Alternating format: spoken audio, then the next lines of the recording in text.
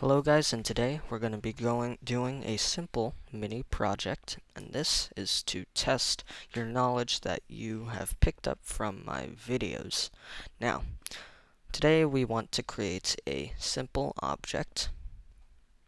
This object is going to be a human, and we are going to have three attributes to this human.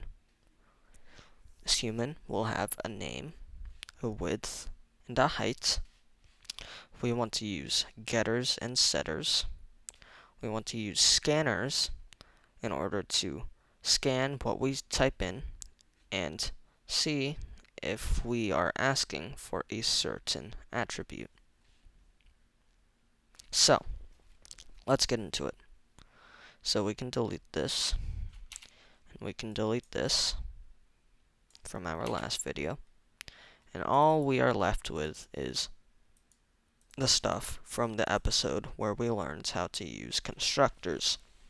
So, we are passing in the width and the height,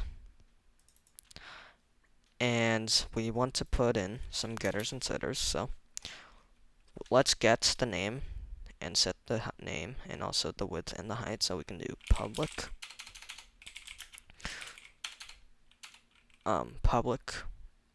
string get name. We can return this dot name, public's void set name. We can do string name instead of the parameters and do this dot name equals to name.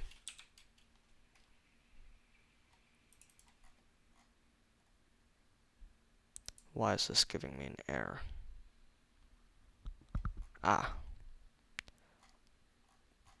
Never mind. Let's not put setters.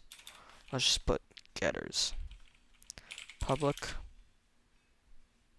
int get width, return this dot width, public int get height, and we will return this dot height. Okay, let's go over here. Let's make some spaces, and we can say scanner input equals to a new scanner. We'll pass in system.in. This means that we're creating a scanner object that looks at whatever we type within this console panel. And now, let's create an if statement. Better yet, let's create a switch statement. So, switch, and we want to create a switch statement for whatever input we type in. So try this on your own. I will and pause the video and come back if you've done it or if you are too confused. Okay, so still confused? This is how it should have been done. Create a switch statement. You add in input dot next line, and then we do case, and we type in name colon, and we do break, and we do case width, then we break, then case height, then we break.